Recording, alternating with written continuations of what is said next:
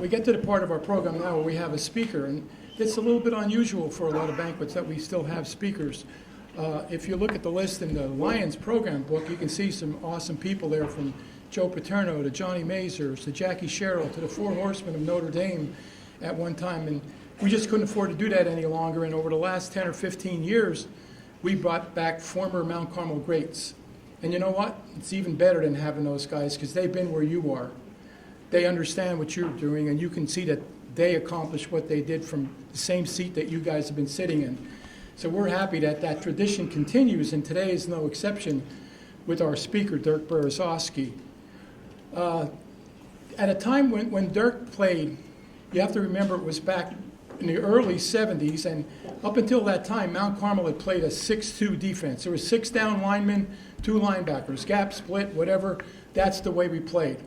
The game had started to transition into more throwing, more passing. So you had to adjust defensively as well.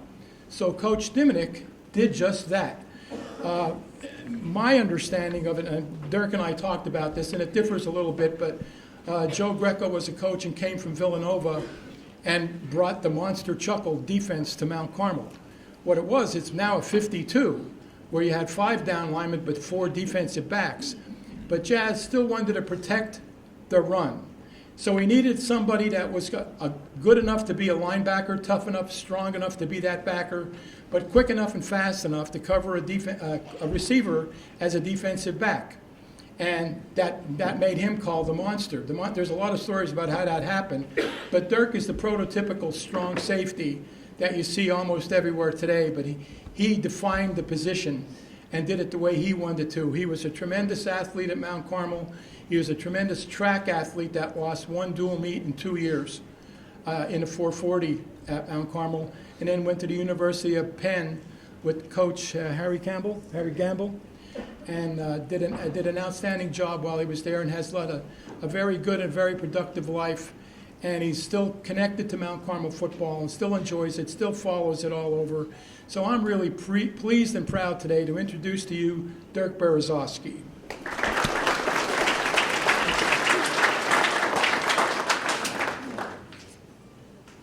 Thank you, Jose. You've been a good supporter of the town and a good friend of mine over many years, and I appreciate all the support. I've got a script here. If I keep to it, I'll keep to my 15 minutes that I'm allotted here, unless I start deviating like right now. So let me start off. Welcome Mount Carmel area fans, parents of the players, cheerleaders, clergy, coaching staff, Coach John Darrow, everyone else who contributes to this excellent football program. And most importantly, to my brothers on the football team. I say brothers because it does not matter which year you played or on what team. Each team is another link in a long chain of a winning tradition up there. We're all united by a common goal of continuing a great heritage that started 1893, 130 years ago. It's mystical what Mount Carmel football means to the area. Football unites our community, brings out pride, and it's the glue that binds people together. I had one of those brotherhood moments at the Dunmore game this past year when I was an honorary captain. I was standing on the field next to big 71 Nick Nestico. I wished him a good game, told him to beat Dunmore. Nick looked down from above to me and said, "You were the guys." I knew we were all one with a common cause, with Tornado pride. It's a tremendous honor to be asked to speak here. 50 years ago, I was sitting in the player's seat myself. I never thought that one day I'd be up here to speak at this banquet. My life has been good because it started in Mount Carmel and playing on the football team. There have been some outstanding speakers at this banquet. My junior year, Sleepy Jim Crowley, one of the Four Horsemen of Notre Dame, spoke here. I have been reminded several times that John Heisman spoke at this banquet. No pressure. But as good as these gentlemen was, I thought I had 2 things they never did. I played football for the Tornadoes, and I grew up in Mount Carmel. My family roots go back into Mount Carmel into the 1880s. I bleed red and white. I speak cold region. My grandfather played for the West End Tigers in the 1920s, which was an amateur Mount Carmel area football team. Many of those players were coal miners. My cousins played in the 1950s, the Rerack brothers, on a high school team which included Dan Ficca. One was on the 1954 Eastern Championship game, and another was a captain. My father was one of the founding officers of the Mount Carmel Jets. And my mother was a high school cheerleader in 1945. You might remember she led the cheerleading parade a few years ago. And I am proud to say that family tradition continues with two current members on the team, Andrew Lukuski and Thomas Berezovske, and two on the Junior Red Tornadoes team, Alexander Lukuski and Maddox Kulik. So that we will be contributed to the Tornadoes in this town for quite a few years. Why me as a speaker, you might ask? It's a natural progression on the life cycle of a tornado football player. It's like winning a Lifetime Achievement Award because you've been around long enough. You start by playing in the streets. For me, that was on 2nd Street between Maple and Vine. You start honing your skills by not trying to get hit by a car or put out the neighbor's window. Then you progress to playing on a youth sports. For me, that started with the St. Peter's Crusaders, if anybody remembers them, and then on the Mount Carmel Jets. With God on our side, the Crusaders won a lot of games, but it didn't hurt that we had the Dimmick brothers and Bob Veach and Jeff Greco and Carmen DeFrancisco and many others. I was on the first Mount Carmel Jets team. It was named the Jets, if you don't know, because Dan Ficca contributed money and his time to start up that team. Then I progressed to the freshman high school team and ultimately the thrill of playing on the varsity squad. I played at college for 2 years.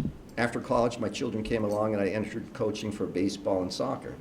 Soccer was a real stretch for me because I didn't even have soccer in the high schools around here when I went to school. They needed a defensive coordinator, so I volunteered. But I soon realized that you can't tackle in soccer. And after my coaching years, I became a spectator and fan.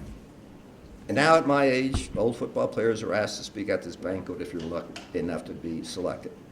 I ache in the places I used to play with on the football field. I am trying to avoid the next phase of being called to the sky to play, and in your obituary might mention your football endeavors. And if you're really highly thought of, the school might name something after you. So I thought long and hard about that one, and I thought, well, I was a pretty good defensive player and pretty good tackler, so perhaps when the time comes, they can name some practice tackling dummies after me, if you're be so kind. I got to see every one of your games this year. I wanted to get really close to the team. A few in person at the Silver Bowl, but the rest on the great WKMC TV and the announcers for those games. I watched one of the games in Roanoke, Virginia, and one down in Charlotte with my family down there. We put on our red and white, we ate pierogies, and we cheered. It happened to be the first Southern game, so it was a thrill to watch that one. But that's enough about me. How about I'll talk about the team a little bit. This year's team ranks with the best teams who have played in Mount Carmel, in my opinion. In the modern era of the Tornadoes, you are one of the greatest. By scoring 544 points in the season, you rank above any other team that has played in Mount Carmel in terms of total points. That's an average of 42.6 points a game, while only giving up 15.9 points a game. And you gave Coach Dara his best season yet as a head coach. You should be all very proud of yourselves. You had what it takes to be a successful football team. The ability to run or pass, made possible by the big talented offensive and defensive lines. The linemen must have been fed a lot of pierogies too to get that big. I would say this is the biggest line, and I think Jose confirmed it, that I have seen played ever at Mount Carmel. The team could either grind down their opponents with the running game or use the big play to score. The running backs had both speed and power. The defensive backs had 23 interceptions, many at critical times. And the receivers had great hands, fought for the ball, and had very good breakaway speed. The specialty team players added their skills to round out a great team effort. Drew Jagodzinski's, and I love that name, had 43 extra points, which ranks 4th best of any season. What a tremendous effort by all the quarterbacks this year. When Cole was injured, Matt stepped up. And when Matt was injured, Gavin filled in, each not missing a beat in the process. The big linemen making it their role to help transition all the quarterbacks. This year you beat North Schuylkill for the first time in 9 years. And you beat Southern for the first time in 11 years in their home field, I might add. Quite an accomplishment. And the first 2 wins over those teams again for Coach Dara. But most importantly, you played as a team.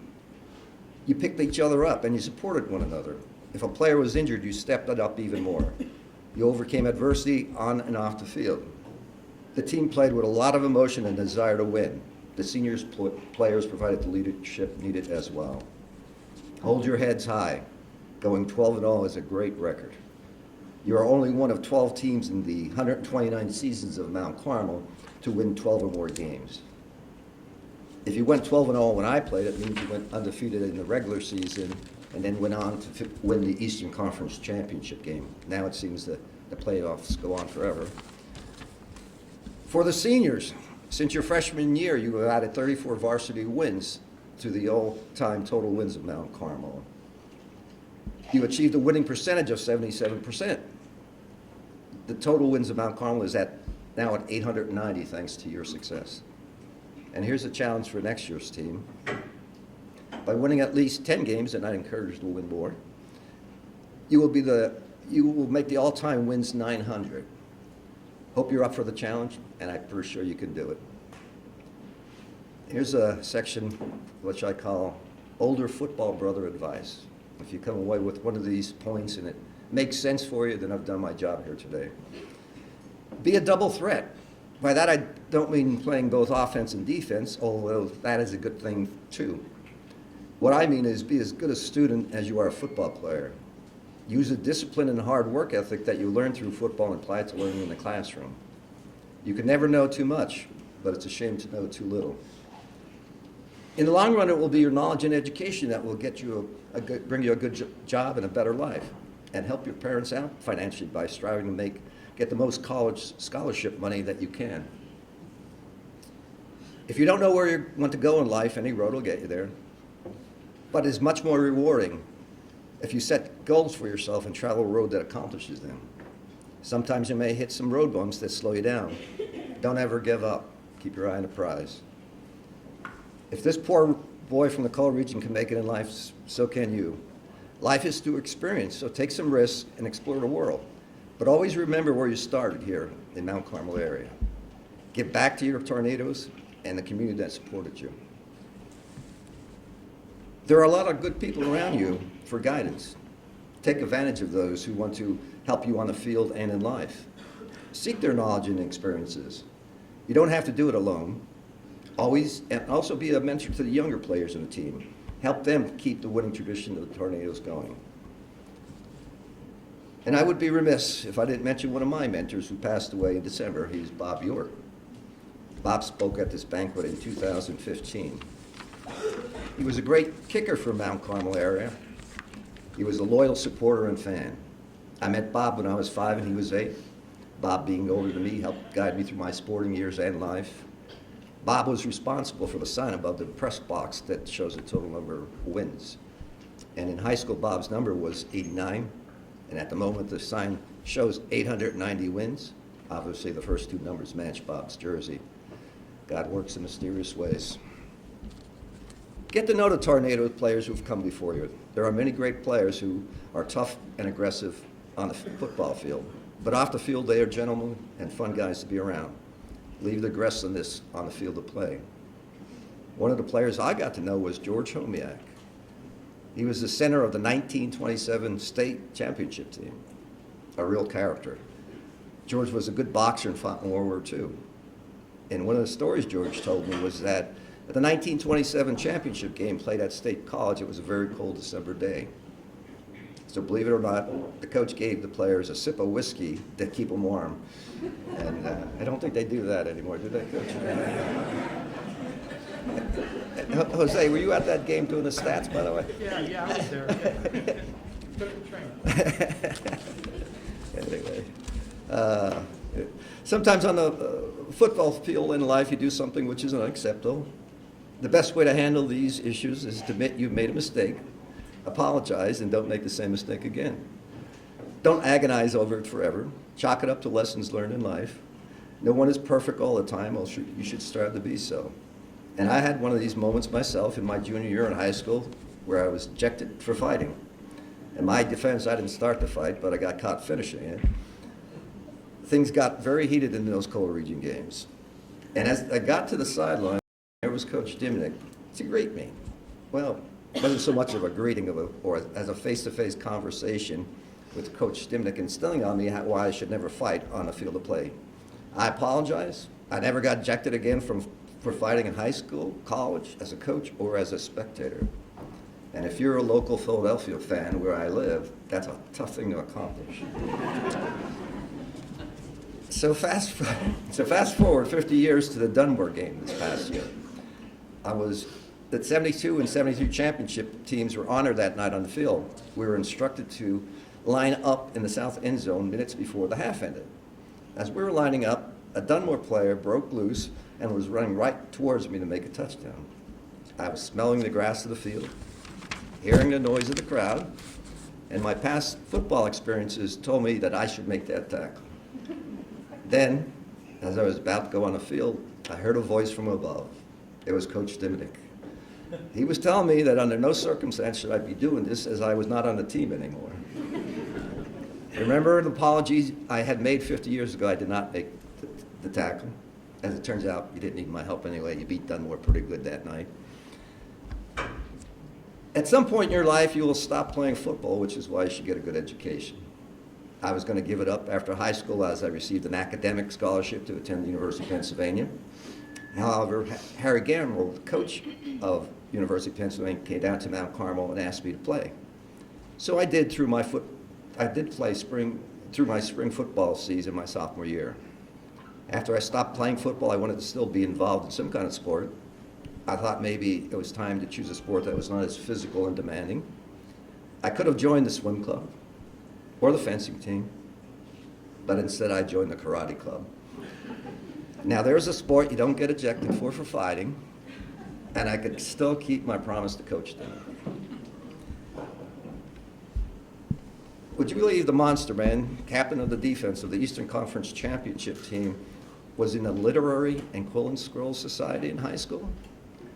Well, I was. It helped me fill out my resume for getting into college, and I have been a frustrated writer and poet ever since. So in conclusion of my speech today, I'm going to do something which I'm not sure any other speaker has done before. I'm going to recite a poem I wrote about the tornadoes, and it kind of sums up my feeling. And I use poem here very loosely as a word. I call this The Mighty Tornadoes. Coming down 3rd Street, the sound of the band calls to the fans to fill up the stands. The faithful arrive, dressed in red and white, to cheer on their tornadoes on Friday nights. The Silver Bowl is a tough place for opponents to play, the winningest high school football team in PA. Traditions are strong in this coal region town, remembering the great teams that have come and gone. Adams, Deal, Dimnick, Ficca, and Veach, named just a few of the greatest players who have passed through. However, what matters most are the teams that have played, adding more wins in their own special way. To bring home the coal bucket is the greatest surprise. Thank God in Mount Carmel it usually resides. When this old football player is called to the sky to play with his football brothers who have died, I'll strap on my helmet with no regrets, because the mighty tornadoes are as good as it gets. Be kind to one another. It's truly the right thing to do. Peace and thanks.